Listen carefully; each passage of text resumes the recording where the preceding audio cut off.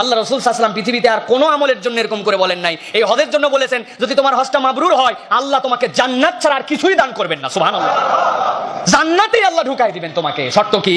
মাবরুর হজ হতে হবে। কি হজ হতে হবে? তাহলে আমরা যদি হজ করতে চাই তাহলে কোন হজটা করার জন্য আল্লাহর কাছে দোয়া করব? আল্লাহ তুমি আমাদেরকে হজ্জে মাবরুর আতা করো, বলেন আল্লাহুম্মা আমিন। এখন প্রশ্ন আসতে পারে, হুজুর এটা তো আরবি ভাষায় বললেন মাবরুর, মাবরুরের বাংলা কি? কোন হজ করলে কিভাবে করলে মাবরুর হয় এটা জানার দরকার আছে না ভাই?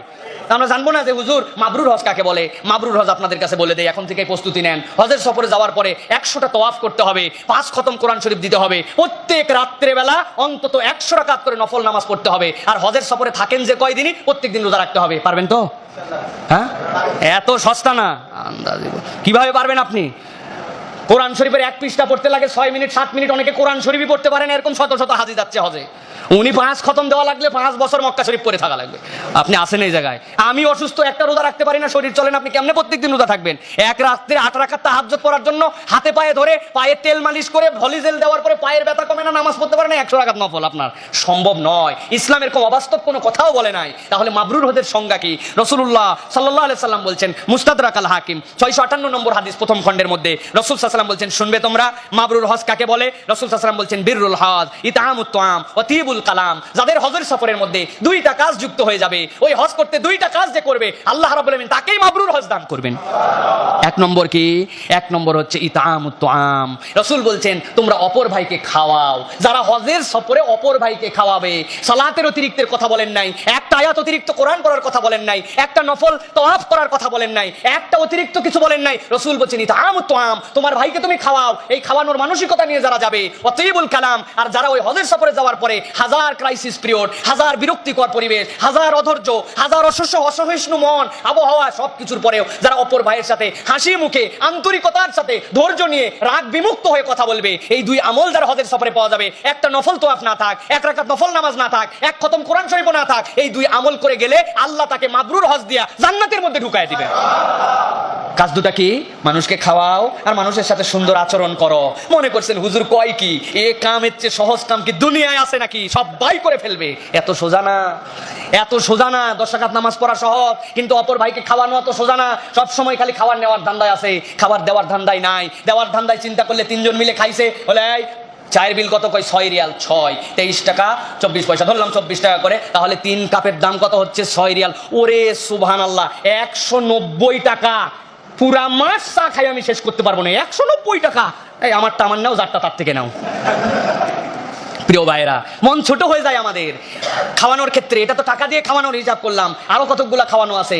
একসাথে প্লেট নিয়ে গেছে, খাবার নিয়ে, খাবার ক্যাটারিং, খাবার আপনার চলে আসছে। একজনের একটা ল্যাংচা পড়ছে, আরেকজনের একটা পেটি পড়ছে। যে লেস পড়ছে ওর তো মাথায় গরম, আমি লেস খাই না, মাছি খেতে পারি না, কাটা কি বলে আবার লেস দিছে। ও তো মোয়াল্লেমের উপরে খেপা, ক্যাটারিং এর উপরে খেপা, হজের উপরে খেপা, খেপতে খেপতে আল্লাহর উপরেও খেপা।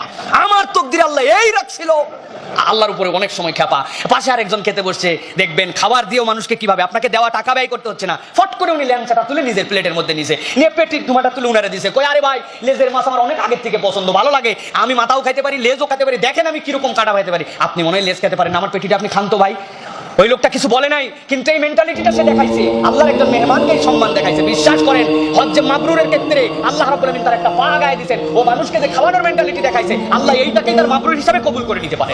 পকেটে খেজুর নিয়ে গেছে, নিজে একটা তো খেতেই পারে, খেজুরটা অর্ধেক করছে, ডানের লোককে অর্ধেক দিছে, বামের লোককে অর্ধেক দিছে, জমজমের পানি খেতে গেছে, একাই খেয়ে চলে আসে নাই। আমার খাওয়ানোর সমর্থ নাই আল্লাহ, অনেক কষ্ট করে আমি হজে আসছিলাম, টাকা পয়সাও তেমন ছিল না, আমি যে কেজি কেজি খেজুর কিনে খাওয়াবো, ফল কিনে খাওয়াবো পারতেছি না। 4টা 8টা গ্লাস এরকম করে ধরে নিয়ে আসে, ভাই এটা জমজমের পানি।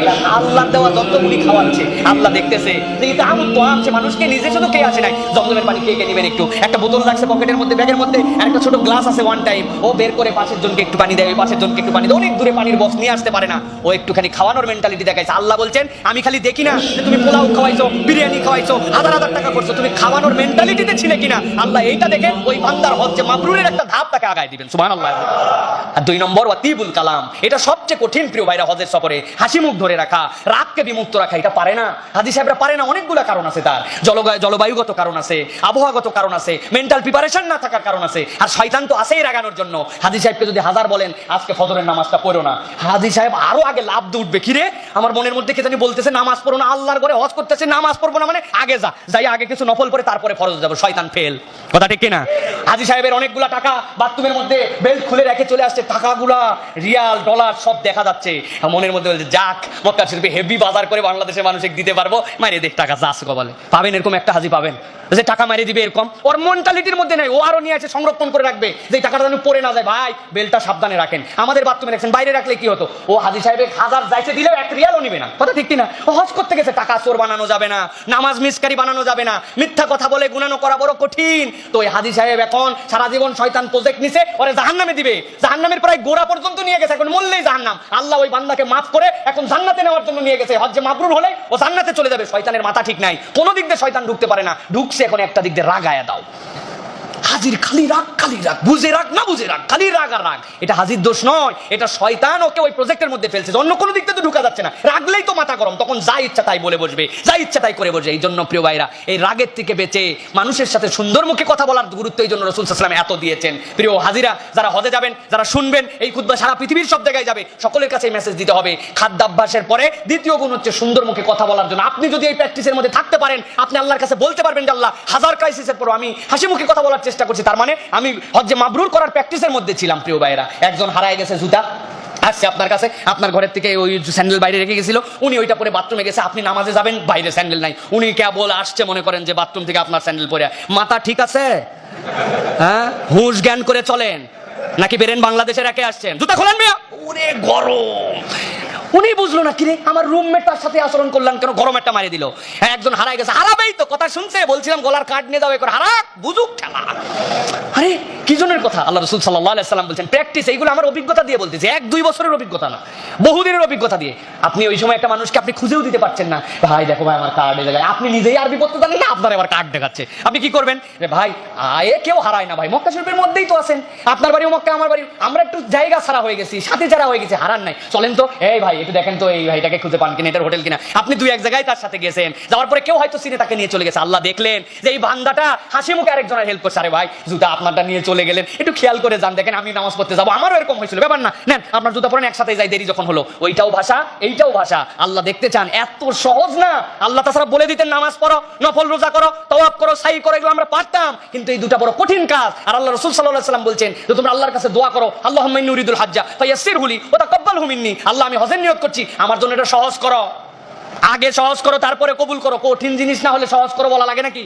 প্রিয় ভাইরা, এই দুটা কাজ হচ্ছে সবচেয়ে কঠিন কাজ। এই জন্য এই দুইটা কাজ যারা করতে পারবে হজের সফরে, আল্লাহ রাসূল সাল্লাল্লাহু আলাইহি ওয়াসাল্লাম বলছেন ওই ব্যক্তিটার হজটা আল্লাহর কাছে মাবরুর হিসাবে লেখা হবে, আর আল্লাহ তাকে বিগাইরে হিসাব জান্নাতের মধ্যে ঢুকায় দিবেন। প্রিয় ভাইরা।